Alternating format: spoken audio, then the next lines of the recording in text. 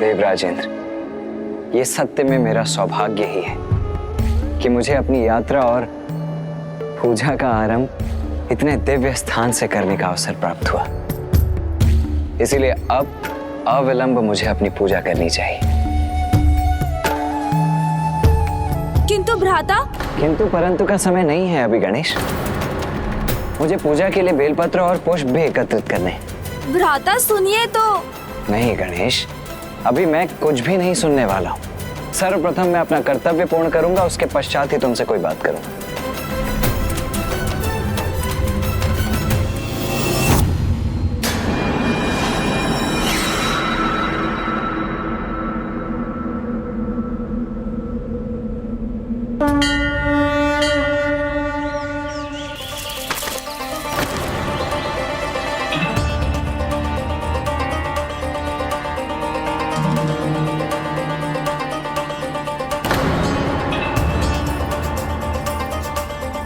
ये पुष्प कहाँ चले गए?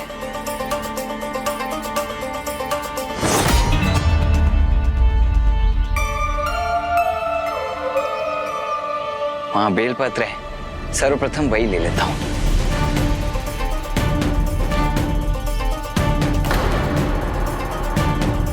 बेलपत्र भी अदृश्य हो गए। ये कौन है? कहीं कोई असुर तो नहीं है?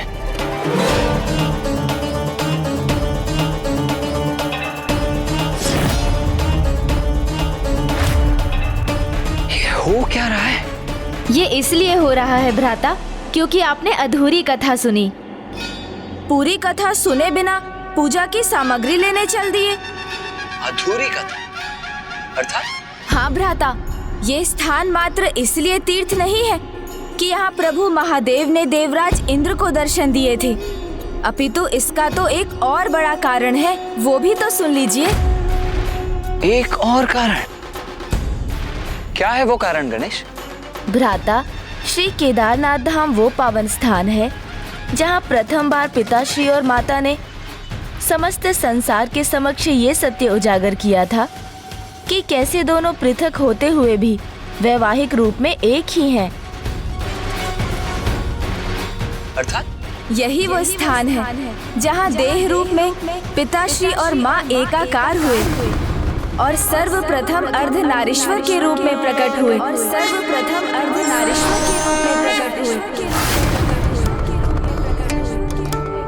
प्रणाम प्रभु।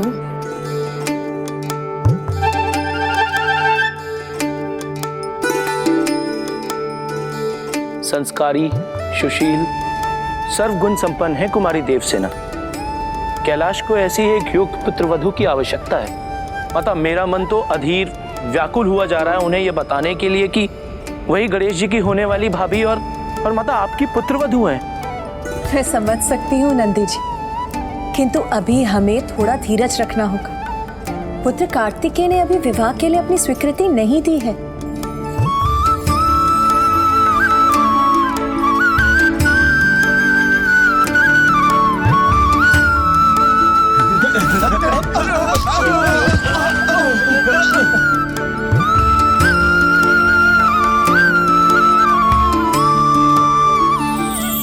प्रणाम माता। माता, मैंने अवश्य ही कोई महान पुण्य किए होंगे जो आपकी और जगत पिता महादेव की छत्र छाया में सुरक्षित रहने का अवसर प्राप्त हुआ। ये मेरा परम सौभाग्य है जो मुझे आपका स्नेह प्राप्त करने का अवसर मिला माँ। अरे अब तो तेलात्मी तत्लताया और माता का आशीर्वाद आप में सदैव रहेगा। तोतला जी, क्या क्या कह रहे हैं ये गण? अच्छा है कि तोतला जी को समझना बिल्कुल भी सरल नहीं। माता, ये क्या बोल रहे हैं और सभी मुझे इतनी उत्सुकता से क्यों देख रहे हैं? पुत्री, इनके कहने का अर्थ है कि कैलाश की छत्र छाया और मेरा स्नेह सदा तुम्हें प्राप्त होगा।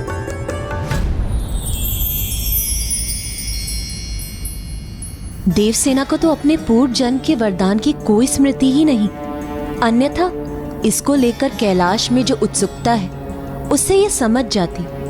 हम इसे अपने होने वाली पुत्र वधू के रूप में देख रहे हैं, किंतु इसके मन में भी कार्तिकेय के भांति विवाह को लेकर कहीं अनिच्छा तो नहीं? माता, मैं आपकी कुछ सहायता करूं?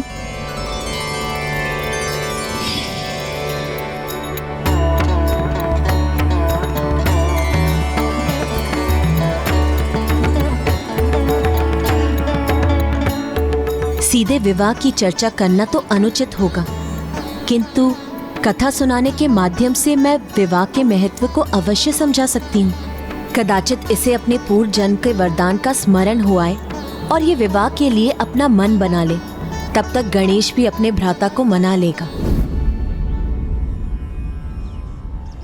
अब भ्राता को कैसे समझाऊं कि विवाह एक समझौता नहीं, बंधन नहीं, अपितु दायित्वों भरा मर्यादित जीवन की ओर बढ़ा एक पग है।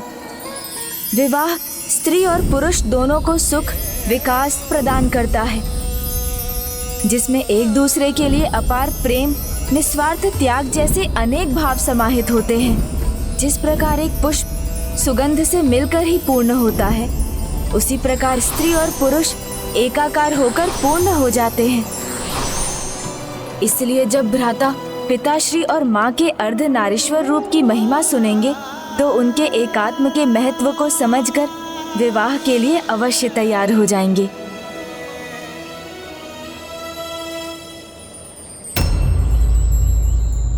अब फिर किस विचार में डूब गए हो तुम गणेश?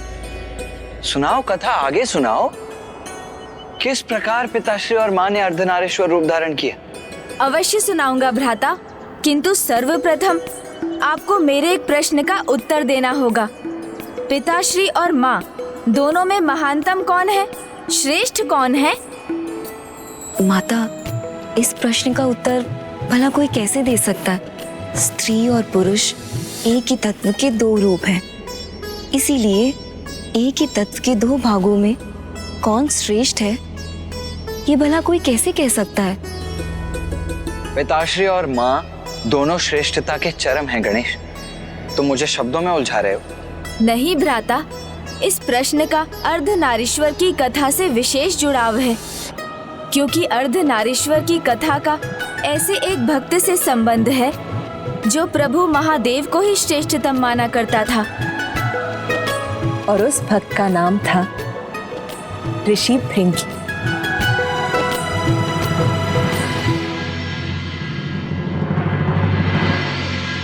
ओम नमः शिवाय।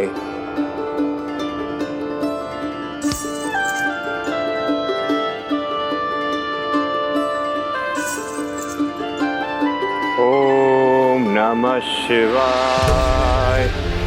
ओम नमः शिवाय। प्रभु महादेव की पूजा में लीन ऋषि भृंगी ने केदार धाम को अपना निवास बना लिया। अपने आराध्य प्रभु शिव शंकर शंभू की आराधना और तपस्या करते करते ऋषि भृंगी भक्ति की उस पराकाष्ठा पर पहुंच गए कि प्रतिदिन भगवान को अपने भक्त को दर्शन देने के लिए आना पड़ता था। और ऋषि भृंगी प्रभु के दर्शन के साथ ही अपने नेत्र खोलते और उनका मंत्रोच्चारण भी प्रभु प्रदक्षिणा के बाद ही थमता। ओम नमः शिवाय।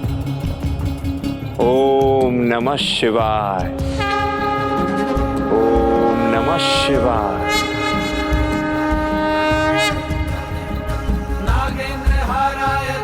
ओम नमः शिवाय।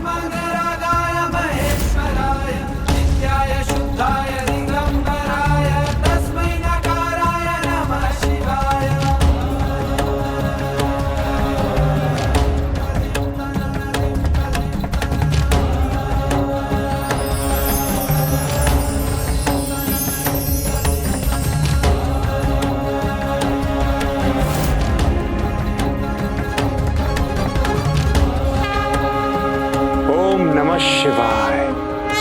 ऐसा कौन सा भक्त जिसे स्वामी स्वयं प्रतिदिन दर्शन देने जाते हैं? मुझे यह ज्ञात करने की उत्सुकता हुई तो एक दिन मैं भी प्रभु के साथ केदारनाथ गई।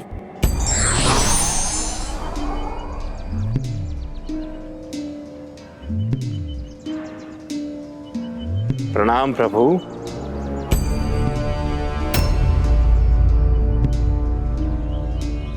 ओम नमः शिवाय।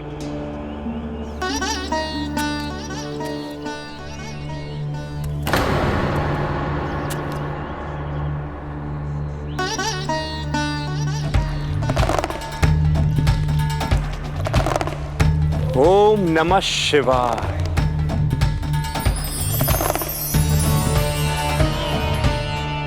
हे प्रभु, अपने इस भक्त की भक्ति स्वीकार करें प्रभु। ओम नमः शिवाय।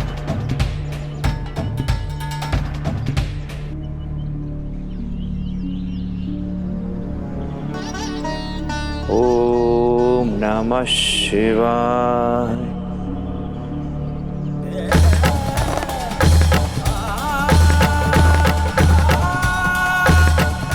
प्रभु का इतना निष्ठावान भक्त है, ये ज्ञात कर मेरा मन अति आनंदित है। किंतु क्या इसे ज्ञात नहीं कि प्रभु और मैं तो अनभिन्न है?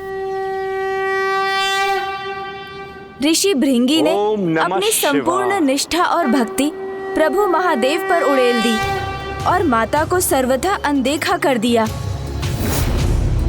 माता, आपके सामने होने पर भी वो आपको क्यों नहीं देख सके? मैं भी बहुत चकित थी, तो इसीलिए दूसरे दिन भी मैं प्रभु के साथ गई और प्रभु के और भी निकट स्थित रही। माता को लगा था ऐसा करने से ऋषि भृंगी उनकी भी प्रदक्षिणा करने पर विवश हो जाएंगे, किंतु एक विचित्र हट था ऋषिवर का। ओम नमः शिवाय।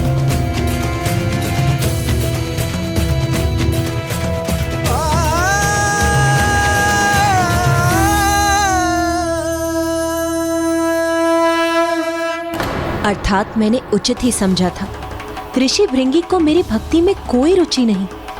माँ ने ऋषिवर को अपनी भूल सुधारने के और भी अवसर दिए, वो पिताश्री के और भी निकट स्थित हो जाती, किंतु ऋषिवर ने अपने हठ का परित्याग नहीं किया। वो एकमात्र प्रभु महादेव की प्रदक्षिणा करने का कोई ना कोई उपाय ढूंढ ही लेते थे।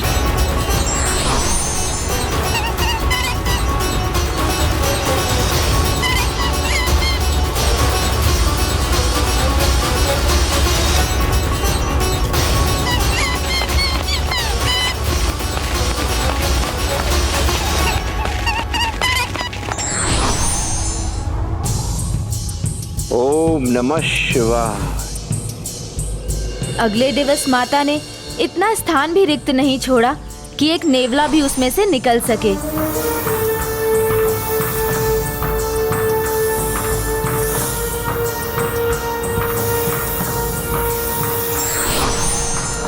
ओम नमः शिवाय।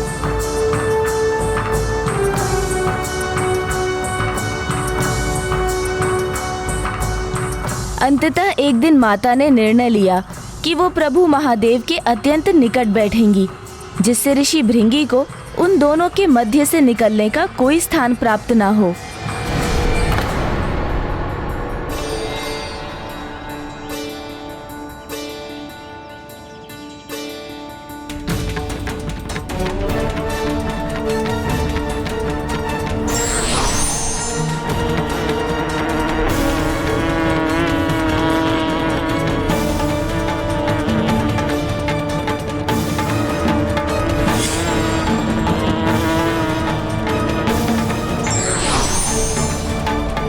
प्रभु भक्ति का ये अर्थ नहीं कि भक्त उनके अर्ध भाग को ही स्वीकार करे। ओम नमः शिवाय। ओम नमः शिवाय।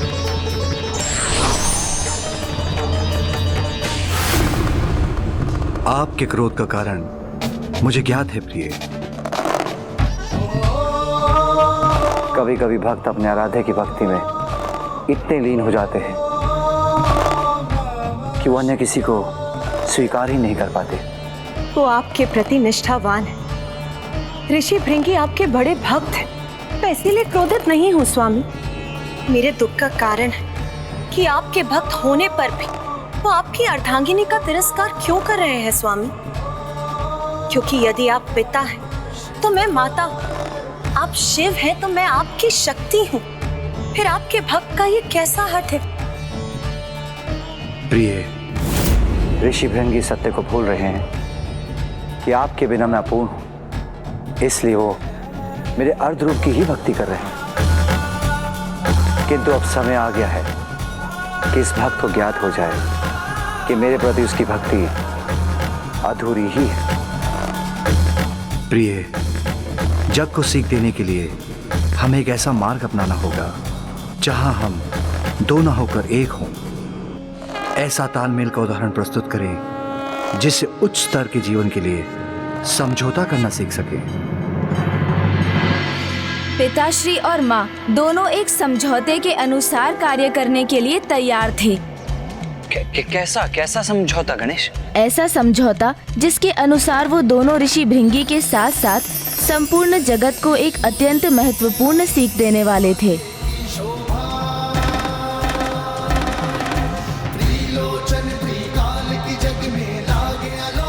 ओम नमः शिवाय।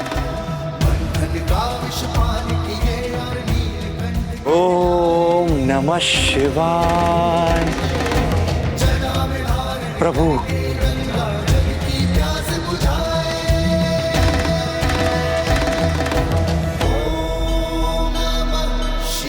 ओम नमः शिवाय।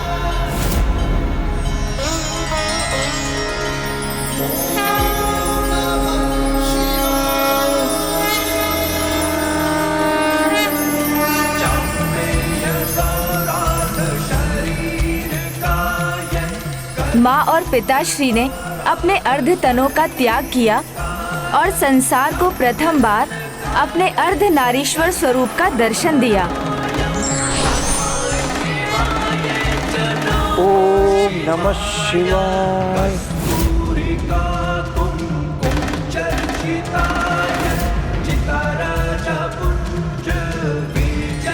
ओम नमः शिवाय। ओम नमः शिवाय।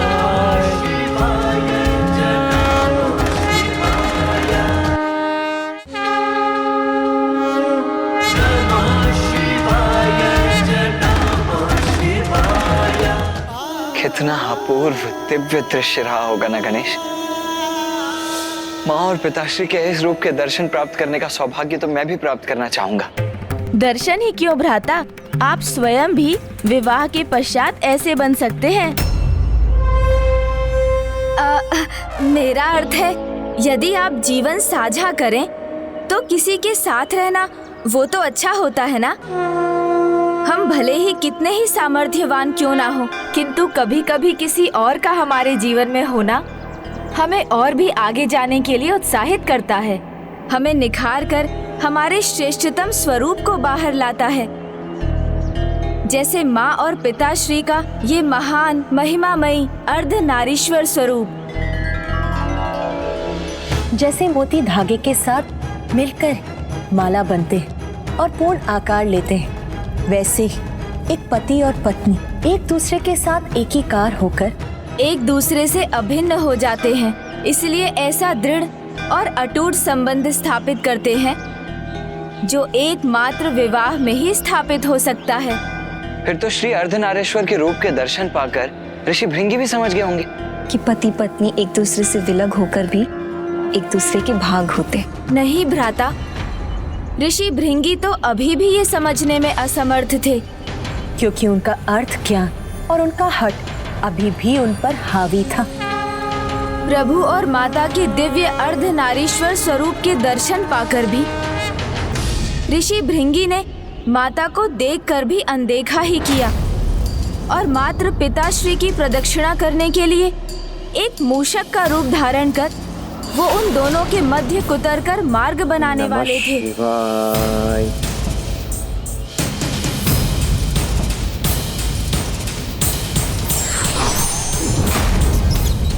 माता को ऋषि की भावना का आभास हुआ तो उनका क्रोध चरम सीमा पर पहुंच गया।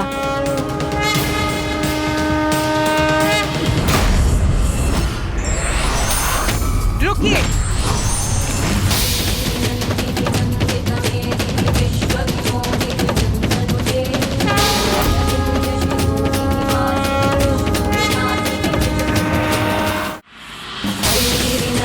भगवान के लिए भक्त भी पुत्र समान ही होते हैं। इसलिए यदि पुत्र कोई भूल करता है तो उसे सुधारना भी भगवान का ही कार्य होता है।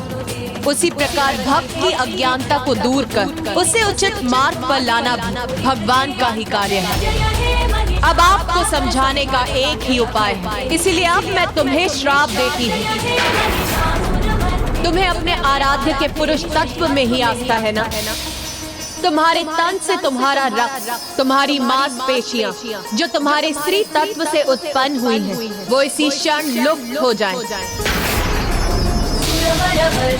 जिससे तुम्हें तुम्हारे आराध्य की पूर्णता का आभास हो सके। माता,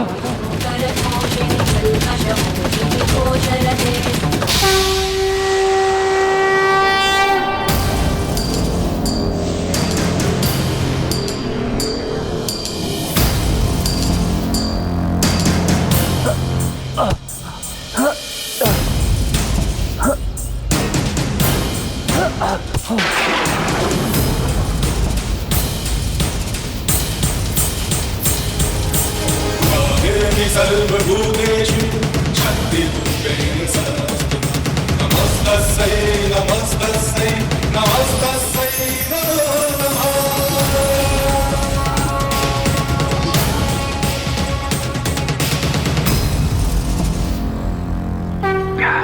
क्षमा करें माता, मैं पूर्व में नहीं समझ पाया कि आप दोनों एक दूसरे के बिना अपूर्ण है माता। शक्ति के बिना शिव नहीं और शिव के बिना शक्ति है। मुझसे बहुत बड़ी भूल हुई है, इसके लिए मुझे क्षमा करें माता। हम ही नहीं, इस सृष्टि के सभी के भीतर पुरुष और स्त्री तत्व दोनों एक दूसरे के पूरक है। और जब विवाह उपरांत स्त्री और पुरुष एक साथ आते हैं तो पति पत्नी के रूप में अर्धनारीश्वर जागृत होता है और वो एक दूसरे से अभिन्न हो जाते हैं। इसमें दाहिने हाथ पर पुरुष और बाईने हाथ पर स्त्री तत्व होता है, जिसमें से एक का भी ना होना उन्हें अपूर्ण कर देता है। अज्ञानतावश आपके इस भक्त से बहुत बड़ी भूल हुई है। मैं आपको नहीं, अपने आराध्य प्रभु महादेव के अर्धभाग को अपमानित करने का अपराध किया है माता। क्षमा करे माता, क्षमा करे माता, क्षमा करे।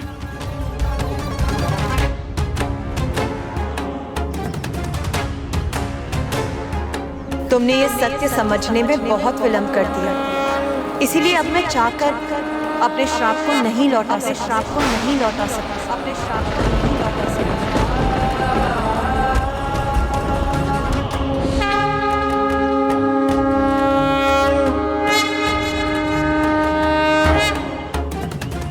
तुमने ये सत्य समझने में बहुत विलंब कर दिया, इसीलिए अब मैं चाहकर अपने श्राप को नहीं लौटा सकता।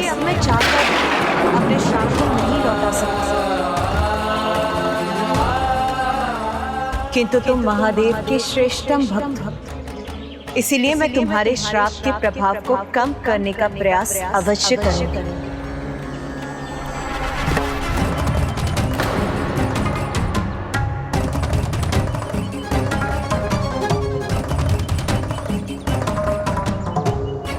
इतना बड़ा अपराध हुआ है मुझसे कि मैं अपने प्रभु के सुंदर और सौम्य पक्ष को देख नहीं सका।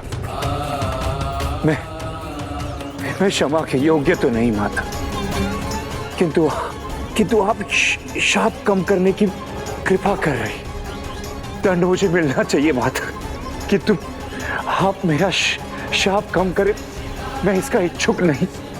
मैं तो बस इतना चाहता हूँ माता कि जिस प्रकार मैं प्रभु की प्रदक्षिणा कर अपनी पूजा करता आया, उसी प्रकार मैं आप दोनों प्रदक्षिणा कर सकूं। तथास्तु, तथास्तु।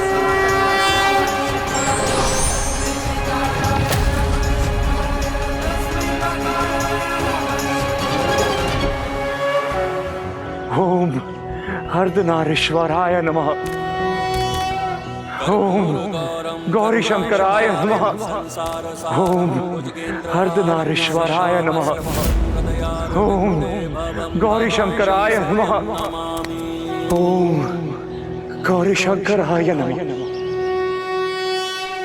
आज वास्तव में तुम्हारी पूजा संपन्न हुई है भृंगी, इसलिए मैं तुम्हें आशीर्वाद देता हूँ कि आज के बाद तुम मेरे प्रमुख गण के रूप में मेरे साथ कैलाश में ही स्थित रहोगे।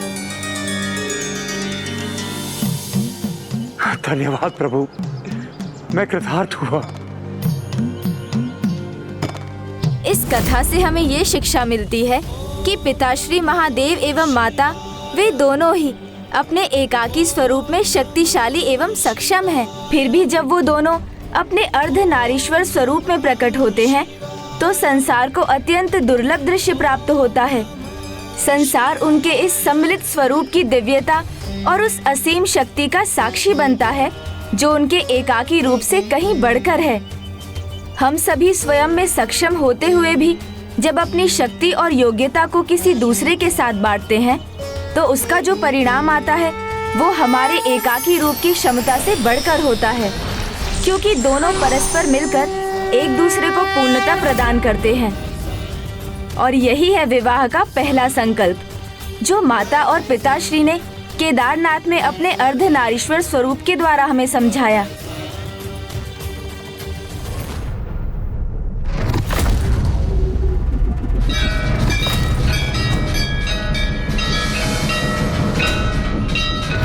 मयूरन भाखड़, ये क्या हो रहा है? इस दिव्य स्थान में प्रवेश करना कठिन है। हाँ, यहाँ दूर रहकर इनके रहस्य ज्ञात करेंगे हम।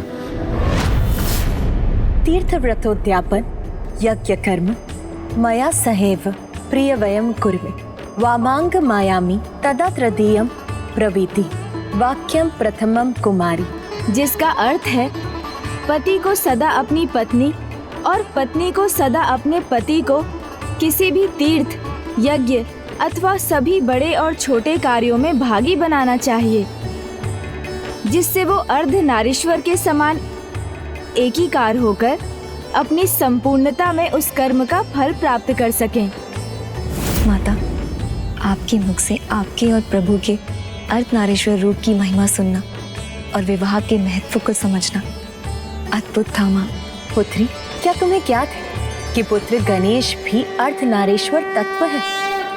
अपने पूर्ण दंड से संपन्न उसका दाहिना भाग पुरुष अथवा शिव रूप है।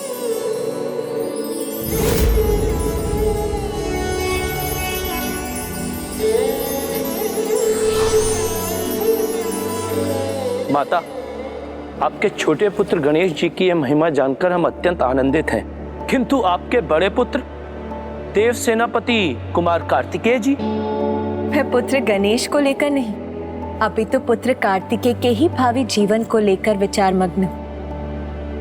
वो पूर्ण रूप से अपने पिता के ही समान, उन्हीं के समान पराक्रमी, धर्मपरायण, सदा ध्यान में लीन रहते हैं और अपने कर्तव्य के प्रति पूर्ण रूप से समर्पित है मेरा पुत्र। मैं आप दोनों को एक वचन देता हूं कि आपके अगले जन्म में जब सभी परिस्थितियां उचित होंगी, मैं आप दोनों से विवाह अवश्य करूंगा।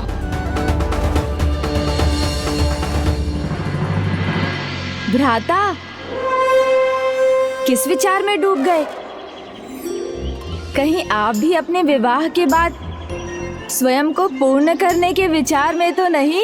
नहीं नहीं नहीं नहीं नहीं, नहीं। ऐसा कुछ भी नहीं है।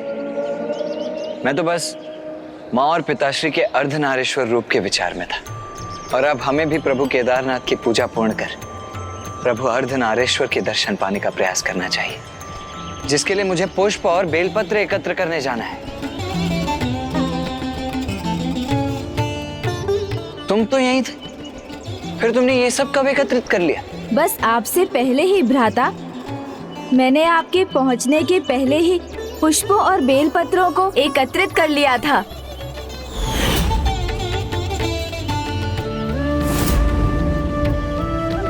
बेलपत्र भी अदृश्य हो गए? ओह, तो वो तुम्हारा कार्य था। किंतु अपने ज्येष्ठ के साथ ऐसी धृष्टता क्यों की तुमने गणेश? आपका ध्यान आकृष्ट करने के लिए भ्राता, और क्यों? क्योंकि यदि मैं ऐसा ना करता तो आपका ध्यान मुझ पर कभी केंद्रित ना होता, और यदि वैसा ना होता तो आप इतनी महत्वपूर्ण कथा भला कैसे सुनते? केवल और केवल इस कथा के कारण तुम्हें मैं क्षमा कर रहा हूँ गणी। और अब जब तुम्हारे हाथों से ये पुष्प और बेलपत्र एकत्रित हो ही चुके हैं तो ये पूजा भी हम साथ मिलकर ही संपन्न कर लेते हैं। अवश्य भ्राता।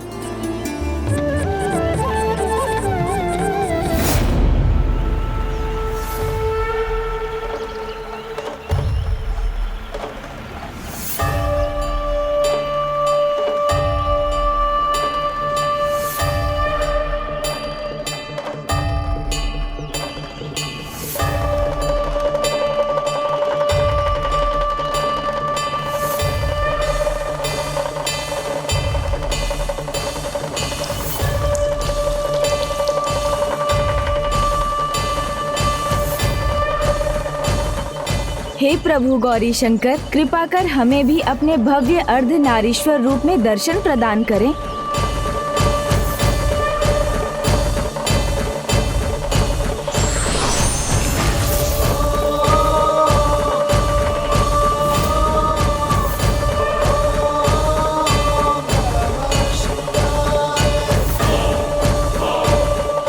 माँ, पिताश्री, ये मेरा परम सौभाग्य है कि मुझे अपनी यात्रा यहाँ इस पावन धाम से आरंभ करने का सौभाग्य प्राप्त हुआ। और इस पावन धाम पर आप दोनों के इस रूप के दर्शन पाकर मैं धन्य हो गया हूँ।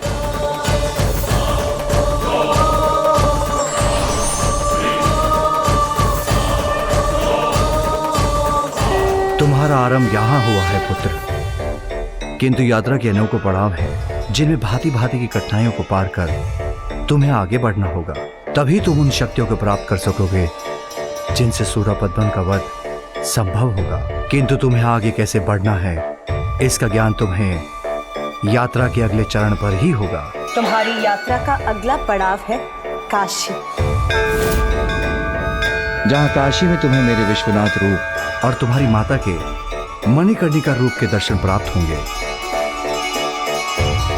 जिससे तुम्हें उनके स्वरूप और उनके तत्व का परिचय प्राप्त होगा।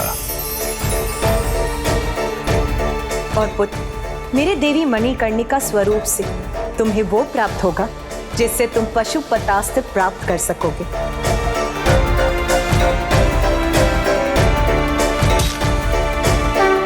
कल्याण कल्याण हो।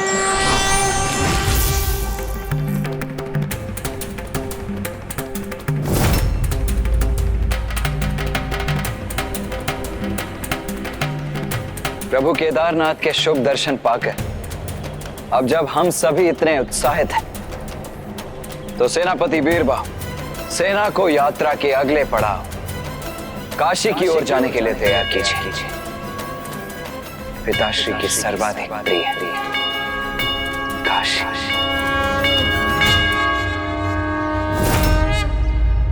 मूषक जी, शीघ्रता कीजिए, भ्राता ने हमें उनका पीछा करने से मना किया है, इसलिए हमें उनसे पहले काशी पहुंचना है। चलिए, फिर तो वो नहीं कह पाएंगे कि क्या नहीं कह पाऊंगा मैं? और अब तुम ये कहाँ जाने के लिए तैयार हो रहे हो? भ्राता, ये असुर यहाँ क्या कर रहे हैं? कहीं ये हमारा भेद ज्ञात करने तो नहीं आए? देखो अनुज गणेश, तुमने इस तीर्थ की कथा सुनाकर इसका महत्व बताया, इसके लिए बहुत बहुत धन्यवाद। किंतु इसका अर्थ ये मत समझना कि तुम मेरे साथ इस यात्रा में आगे बढ़ सकते हो। भ्राता नहीं अनुज गणेश, जब तक तुम मेरे समक्ष वो भेद उजागर नहीं करते जो तुमने मुझसे छिपाया है, तुम मेरे साथ काशी नहीं चल सकते। प्रभु, आप सत्य कह ही दीजिए। जब विवाह के बारे में इतना कुछ कहा है आपने, तो बता दीजिए ना क्या भैया के विवाह। शांत रहिए मूषक जी। क्यों शांत रहिए? मूषक जी, आप खुलकर बताइए। कुछ नहीं भ्राता, आप तो मूषक जी से परिचित हैं, कुछ भी ऐसे ही। अब ऐसे हो या वैसे, किंतु एक बात तो निश्चित है कि तुम मुझसे कुछ तो अवश्य छिपा रहे हो, इसीलिए तुम मेरे साथ आगे नहीं जाओगे। भ्राता,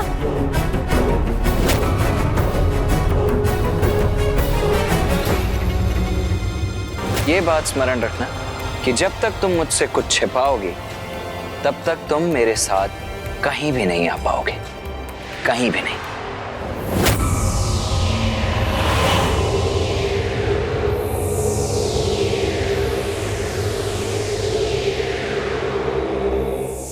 स्मरण रखना कि जब तक तुम मुझसे कुछ छिपाओगे तब तक तुम मेरे साथ कहीं भी नहीं आ पाओगे।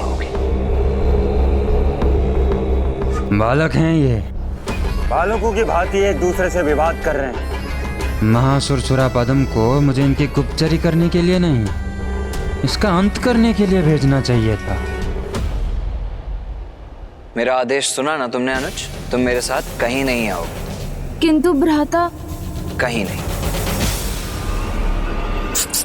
प्रभु, आपने भ्राता के साथ चलने का तनिक भी हट नहीं किया।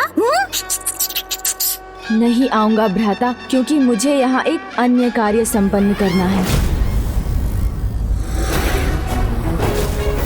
माता मणिकर्णिका से एक महत्वपूर्ण आशीष पाने जा रहे हैं भ्राता। उनके मार्ग में ये बाधा बने, मुझे स्वीकार नहीं। ये दुष्ट यहाँ सुरा पद्मन का भेदिया बनकर आया अवश्य है, किंतु ये जाएगा हमारा सेवक बनकर। तो प्रभु, इसकी योजना भी आपने सोच ही ली होगी।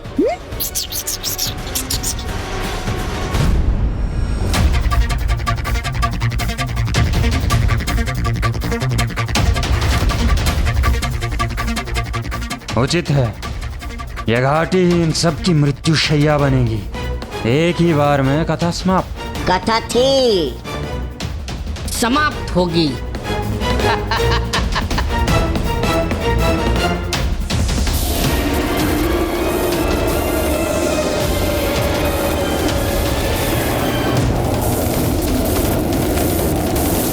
दब जाएंगे, कुचले जाएंगे इसके नीचे। इसके नीचे दबेंगे, शेष नहीं रहेंगे ये।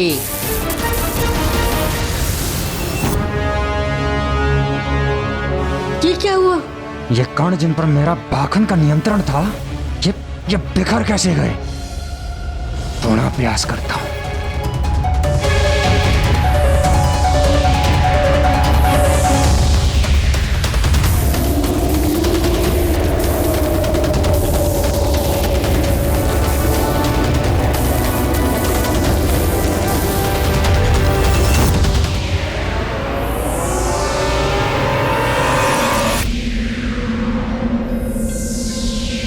वहाँ वो है उसका कारण। हाँ, यही बिगाड़ रहा है आपका नियंत्रण।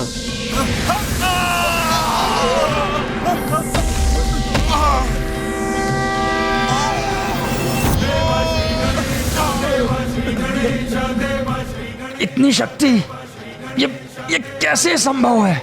आपका सेवक हूँ, किंतु कदाचित भूल तो आपसे हो रही है। ये बालक नहीं, कहीं उससे अधिक है।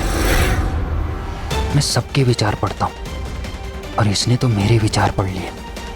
अद्भुत शक्ति का स्वामी है, मुझे सतर्क रहना होगा। अवश्य सतर्क तो होना ही चाहिए, किंतु तुम चिंता मत करो, मैं हूँ ना तुम्हारे साथ। तुमने सेना पर हमारा आक्रमण रोका, हमें आहत किया, और अब कह रहे हो कि हमारे साथ हो। हाँ, तुम समझे नहीं, किंतु तुम्हें तिनके के समान पछाड़कर तुम्हारी रक्षा की है मैंने, क्योंकि यदि मैं तुम्हें नहीं रोकता तो मेरे अग्रज के सामने पहुंच जाते तुम, और उनकी शक्ति का तो तुम अनुमान भी नहीं लगा सकते। मैंने तो अपनी श्वास से तुम्हें पीछे भेजा, किंतु उनकी तो दृष्टि के सामने भी नहीं टिक पाते तुम। ओह, तुम तो शत्रु हो, तुम्हारा विश्वास क्यों करें हम? मत करो विश्वास, तुम्हारी इच्छा है, पर इतना जान लो कि भ्राता कार्तिकेय ही वो महायोद्धा हैं जिन्होंने अपने एक ही वार से क्रोंच पर्वत के साथ तुम्हारे बलशाली योद्धा गजमुखन का भी अंत किया था। वो इतने शक्तिशाली हैं कि उनके भय से मैं स्वयं उनके साथ नहीं जा रहा हूँ। हाँ, ये तो सुना था मैंने। उसने बहुत कठोर शब्दों में तुम्हें उससे दूर रहने को कहा था। और तुम उनका अंत करना चाहते थे? क्यों? उनका अंत करने का प्रयास करने ही आए थे ना तुम? हाँ।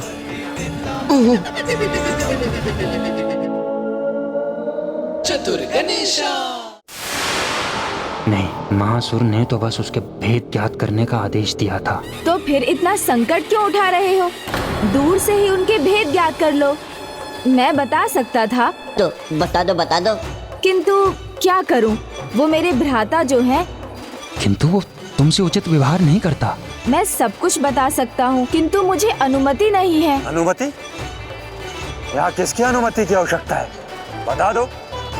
अच्छा, इतना ही बता दो कि कार्तिकेय की दृष्टि से कैसे सुरक्षित रहा जा सकता है? हाँ, तो बता दो। नहीं, हमारे ऐसे संस्कार नहीं कि असुरों के समान अपने परिवार के साथ छल करें। मैं अपने भ्राता कार्तिकेय के बारे में तुम्हें कुछ नहीं बता सकता, इसलिए अब जाओ तुम सब। अरे परंतु रुकिए तो। किंतु मुझे पता है इनसे कैसे उगलवाना है। अरे ये तो बोलता है। प्रथम पूज्य है, देवता है, थोड़ी पूजा करो, पुष्प प्रसाद समर्पित करो, बस ये प्रसन्न हो जाएंगे, फिर कुछ भी वरदान दे देंगे। मुझे तो जाना भी होगा, क्योंकि अपने परिवार, अपने भ्राता के शत्रु के साथ नहीं रहना चाहिए मुझे। चलिए मूषक जी। चतुर गणेशा।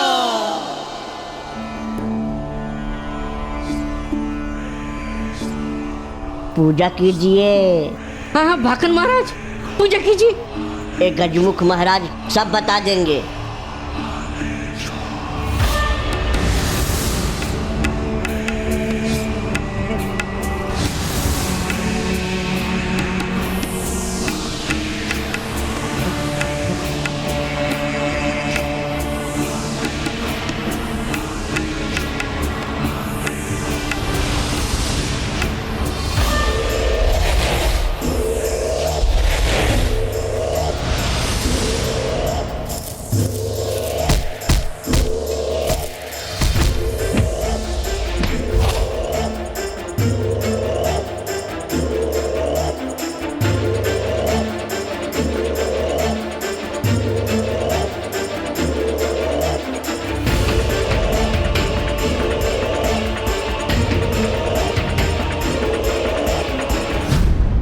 अब देखिए मूषक जी, कैसे हमारी योजना सफल होती है।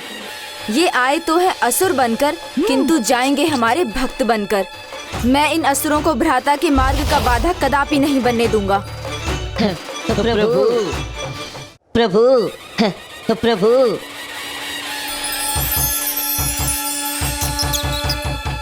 हे विघ्नहर्ता गणेश जी, आप प्रथम पूज्य हैं, हम महानतम देवता है, हमें अपनी पूजा की अनुमति दीजिए।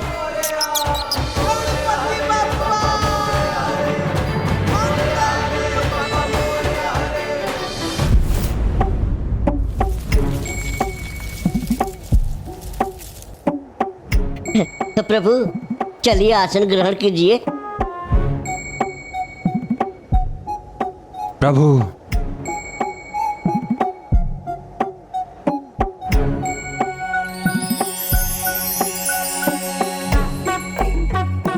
ओम श्री विघ्नहर्ता गणेशाय नमः।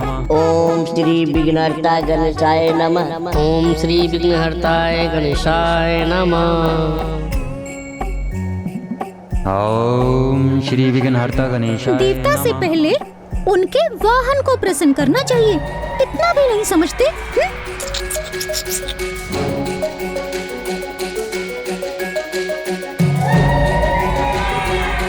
हेलो।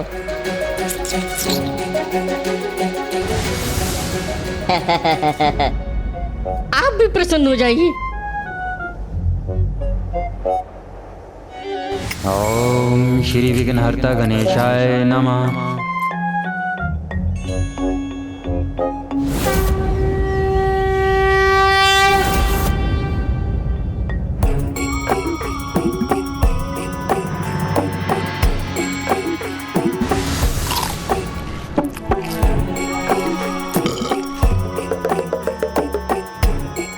आप तृप्त भी हो गए इतनी शीघ्र प्रभु?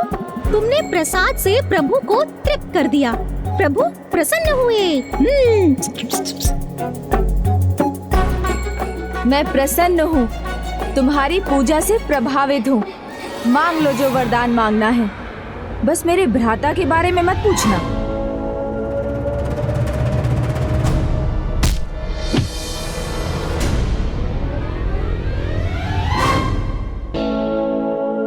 नहीं नहीं प्रभु, आपकी पूजा की, इतनी सेवा की, अब आपको हमें इतना वरदान तो देना ही होगा। देना ही होगा वरदान। हाँ, आपके भ्राता कार्तिकेय के सभी गुप्त रहस्य आपको बताने ही होंगे प्रभु। ओहो, मैं कुछ कहना तो नहीं चाहता था, पर तुमने विवश कर दिया मुझे। भ्राता काशी गए हैं, जहाँ माता मणिकर्णिका से उन्हें वो प्राप्त होगा जिससे वो असुर राज सुरापद्मन का वध कर सकेंगे।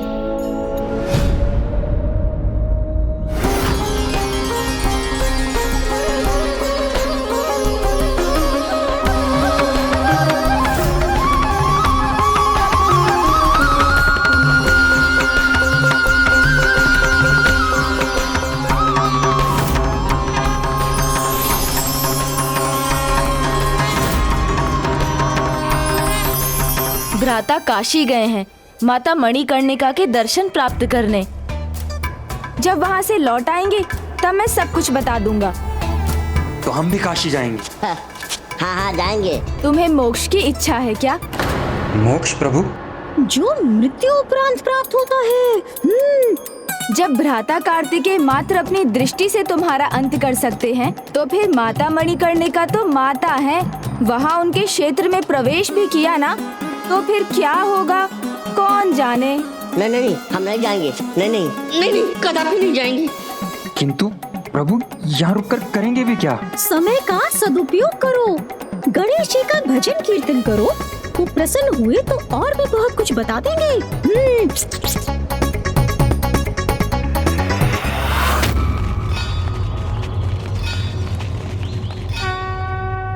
भ्राता तो अब काशी पहुँचने वाले हैं, मुझे शीघ्र जाना चाहिए। स्वामी, इनका भजन कीजिए, कीर्तन कीजिए।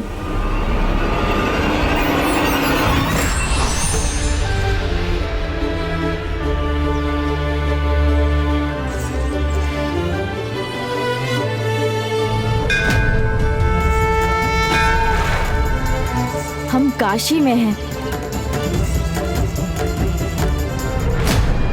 कहीं ये दोनों हमें मूर्ख तो नहीं बना रहे?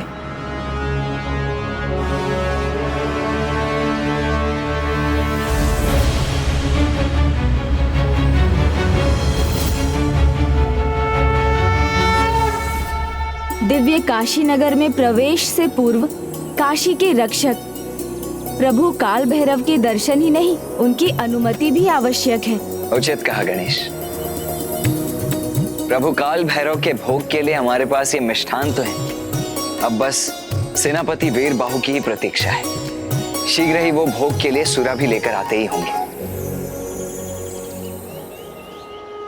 ओम काल भैरवाय नमः। ओम काल भैरवाय नमः। आइए।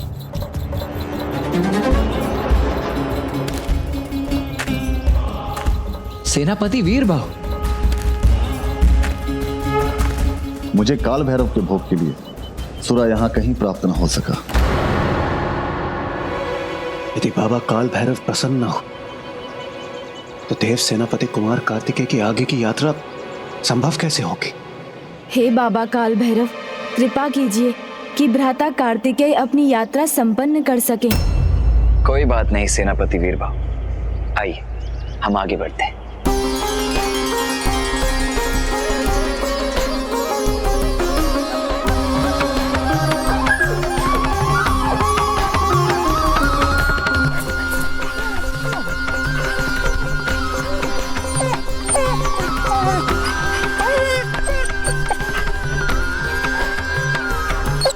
ये श्वान इस प्रकार मेरे आसपास क्यों घूम रहा है?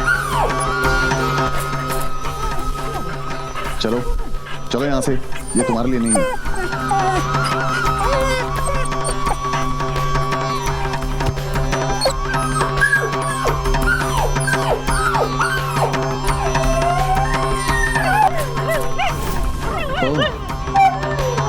तो ये श्वान मेरे हाथ से प्रसाद लेना चाह रहा है।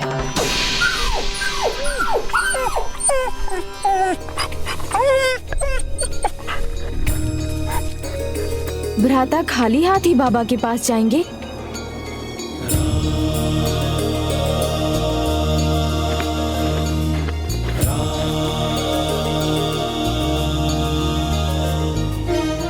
सुरा प्राप्त हुई नहीं और प्रसाद ये भूखा श्वान खा गया। अब बाबा को भोग लगाने के लिए तो मेरे पास कुछ भी शेष नहीं रहा।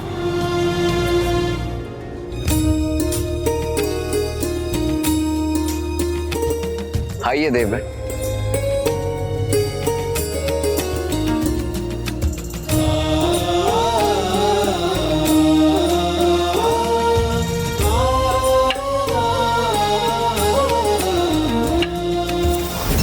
संभलिए।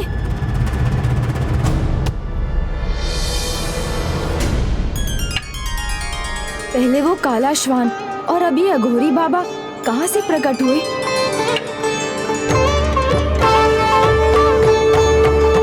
आप ठीक तो है ना बाबा?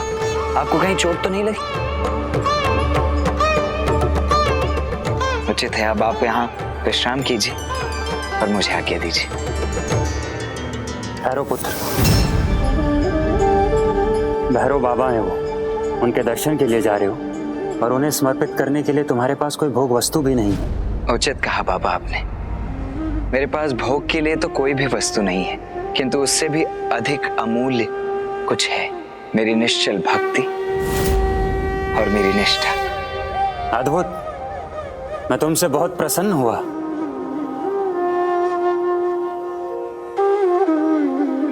ये लो। नहीं नहीं बाबा, मैं ये आपसे कैसे ले सकता हूँ? मैं ये नहीं ले पाऊंगा। ले लो, मेरी आवश्यकता से अधिक है। तुमने श्वान की भूख मिटाई, मेरी सहायता की, तो तुम मुझसे भी कुछ प्राप्त करने के योग्य हो। ले लो।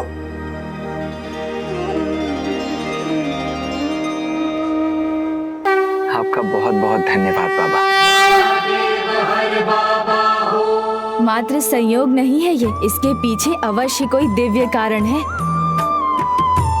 जानी मन जप ही योगी सहर्षा, करता तु हरता। गले मुंड माला पाणि भस्मा भुजंग, अंग विजया। चतुर्था जपता है योगी, लोचन विशाला। जानी मन जप ही योगी सहर्षा, तु करता हरता गले मुंड माला। जानी मन जप ही योगी। हे भैरव बाबा, हमारी पूजा एवं भोग स्वीकार कर हमें काशी के इस पावन भूमि में प्रवेश करने की अनुमति दीजिए। ओम श्री काल भैरवाय नमः। ओम काल भैरवाय नमः। जप ही योगी सहर्षा, करता तू हरता गले मुंड माला। कहते सुजान जान गया मन में विषयवान, कहते सुजान जान। ये तो वही बाबा हैं जिनसे बाहर भेंट हुई थी।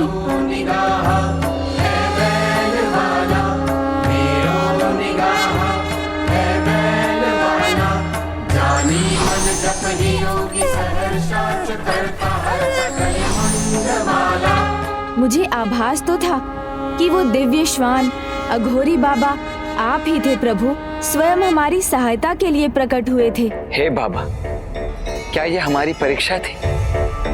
यदि हम आपकी परीक्षा में सफल हुए, यदि आप हम सबसे प्रसन्न हैं, तो हमें अपने वास्तविक रूप में दर्शन प्रदान करने की कृपा कीजिए।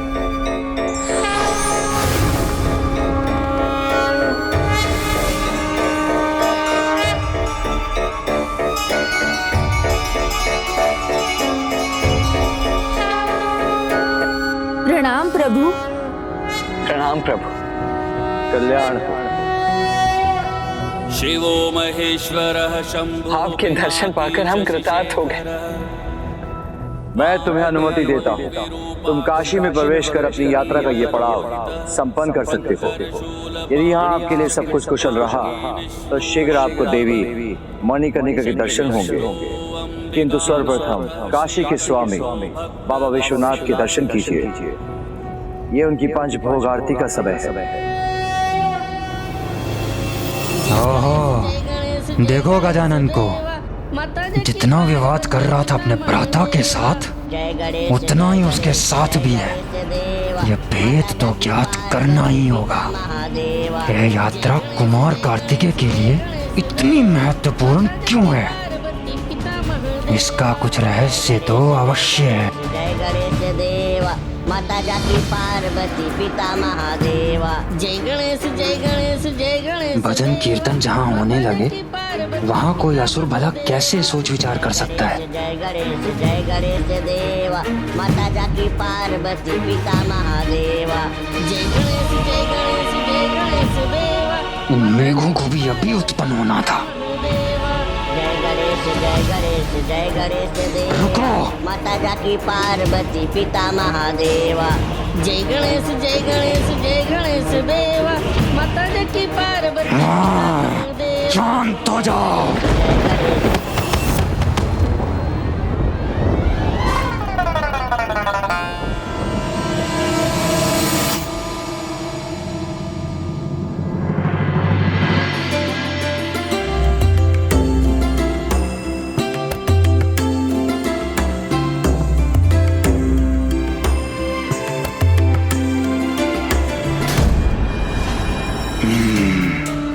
तो मेरा संदेह उचित ही था।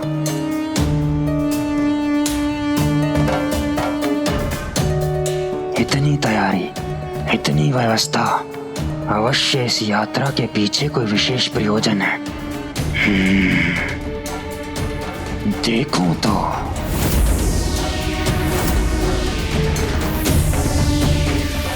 सावधान सावधान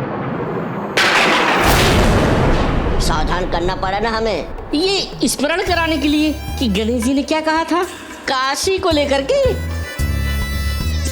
जब भ्राता कार्तिकेय मात्र अपनी दृष्टि से तुम्हारा अंत कर सकते हैं, तो फिर माता मणिकर्णिका तो माता है, वहाँ उनके क्षेत्र में प्रवेश भी किया ना, तो फिर क्या होगा कौन जाने। और ये भी कैसे भूल जाए? क्या किया था उन्होंने हमारे साथ।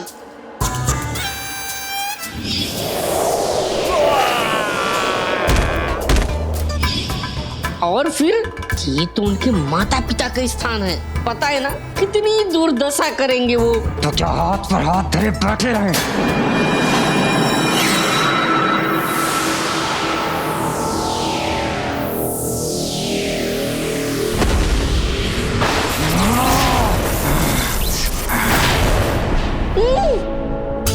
जय गणेश जय गणेश जय गणेश देवा, माता जाकी पार्वती, पिता महादेवा। जय गणेश जय गणेश जय। यहाँ से निकलने दो उन्हें। कि तब वो गजानन हमारे साथ नहीं रहा तो देखना जो मैं करूँगा उसकी वो कल्पना भी नहीं कर सकते।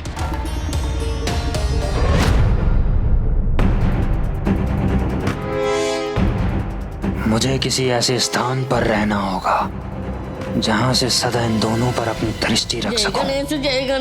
कुछ तो अवश्य है इस यात्रा का उद्देश्य।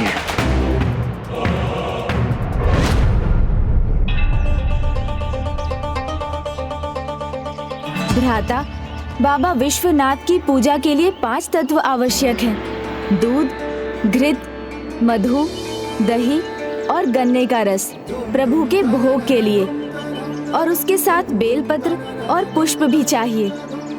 आप उनमें से कुछ भूले तो नहीं ना?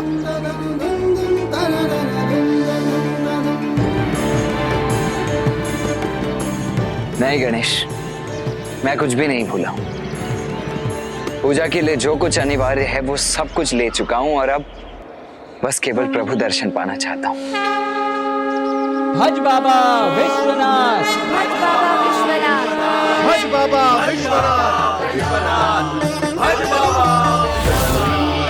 बाबा विभूषित वामभागं नारायण प्रियमनंगमदापहारं भज विश्वनाथम् गङ्गातरङ्गरमणीय जटाकलापम् गौरी निरन्तर विभूषित वामभागम् नारायण प्रियमनङ्गमदापहारम् वाराणसीपुरपतिं भज विश्वनाथम् गङ्गातरङ्गरमणीय जटाकलापम् गौरी निरन्तर विभूषित वामभागम् नारायण प्रियमनङ्गमदापहारम् वाराणसीपुरपतिं भज विश्वनाथम् गङ्गातरङ्गरमणीय जटाकलापम् गौरी निरन्तर विभूषित वामभागम् नारायण प्रियमनङ्गमदापहारम्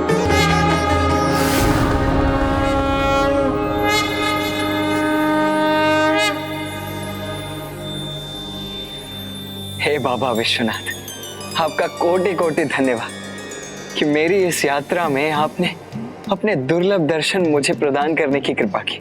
पुत्र, ये तुम्हारा दूसरा पड़ाव है इस यात्रा का, जिसके अंतिम पड़ाव को संपन्न करने के उपरांत ही तुम्हें वो पाशुपतास्त्र प्राप्त होगा, जिससे तुम सूरपद्मन को पराजित कर सकोगे। काशी की तुम्हारी यात्रा देवी मणिकर्णिका के दर्शन प्राप्त करने के बाद ही संपन्न होगी। हे बाबा विश्वनाथ, अब मुझे आशीष दीजिए कि मैं माता मणिकर्णिका को प्रसन्न कर उनके भी दर्शन प्राप्त कर सकूं। पुत्र, काशी वो पावन धाम है जहाँ प्रत्येक कर्म का सुफल अनेकों गुना हो जाता है। यहाँ का एक व्रत करोड़ों व्रतों के समान है और एक मंत्र के जाप से करोड़ों मंत्रों के जाप का फलित प्राप्त होता है। मुझे विश्वास है तुम्हारी अटूट श्रद्धा से तुम अपनी पूजा के फल से कदापि वंचित नहीं रहोगे। जो होगा उचित होगा। इस विश्वास के साथ आगे बढ़ो। जो वो तुम्हें दर्शन प्रदान करने की कृपा करे, तुम्हें उसके लिए पूर्ण रूप से तैयार रहना होगा।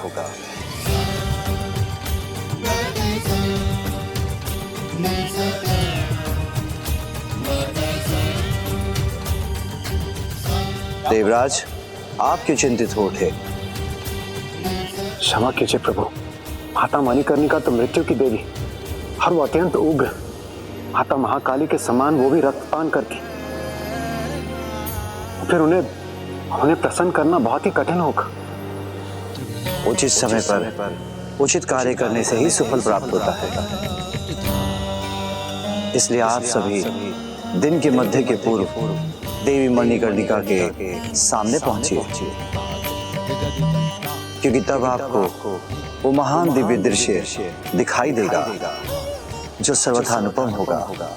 स्मरण रखिए, जब कोई कार्य पूर्ण विश्वास और अपनी सफलता पर बिना संदेह किया जाता है, वो पूर्ण होकर ही रहता है।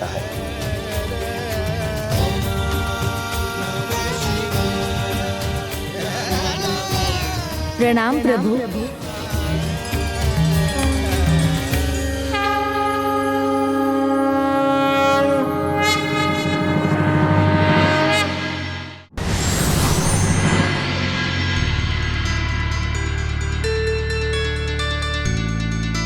जैसा प्रभु ने कहा उसके अनुसार हमें शीघ्र आगे बढ़ना चाहिए, तभी तो हम दिन के मध्य के पहले वहां पहुंचकर उस दिव्य दृश्य के साक्षी बन सकेंगे। और आशा है कि माता मणिकर्णिका की कथा सुनाकर मैं भ्राता को विवाह के दूसरे संकल्प के बारे में समझा सकूंगा, जिससे वो विवाह के लिए अवश्य तैयार हो जाएंगे।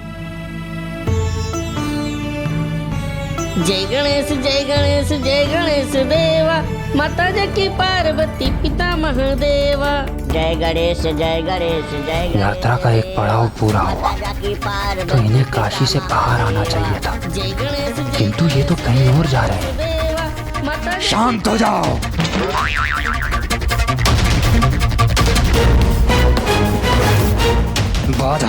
जितनी भी आए, अपना कार्य तो मैं करूंगा ही।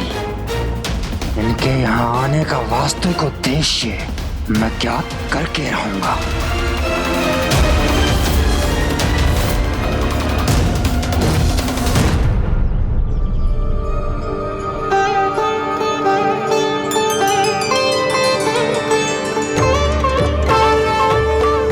भ्राता, अभी दिन का मध्य भी नहीं हुआ है और वो देखिए, हम माँ मणिकर्णिका घाट पर पहुँच भी गए।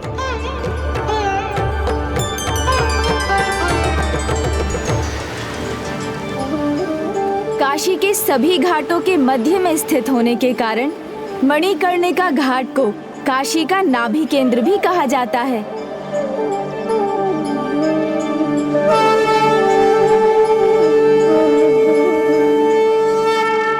अनुज गणेश, यहाँ माता मणिकर्णिका के निकट दिव्यता के बढ़ने का एक अद्भुत आभास हो रहा है मुझे। भ्राता, काशी जैसे अत्यंत पावन धाम में भी यदि कोई सर्वाधिक पावन स्थान है तो वो यही है, क्योंकि यही वो स्थान है जहाँ श्री हरि नारायण के चक्र के प्रयोग के उपरांत माता सती की मणि जड़ित करने का यहाँ आकर गिरी थी।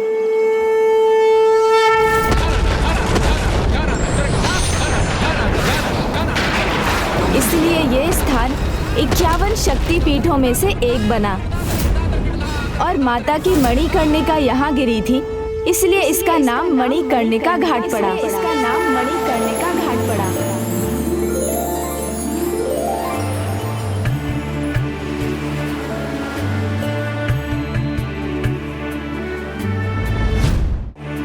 यहाँ माँ विशालाक्षी के रूप में माता की पूजा होती है। प्रणाम माता। प्रणाम माता।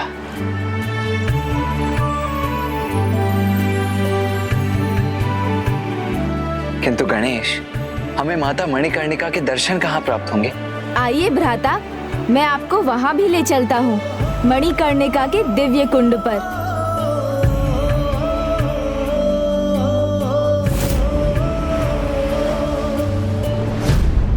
वो देखिए भ्राता, वो रही माता मणिकर्णिका,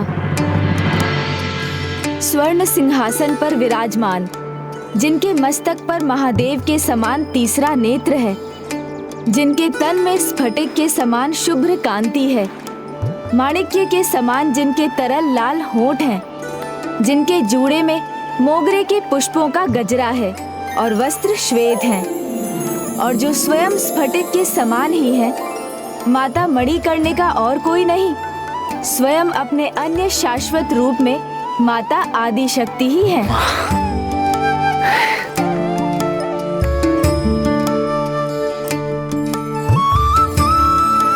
माता के इस चतुर्भुज रूप में उन्होंने काला कमल पुष्प और डंब फल धारण किया हुआ है।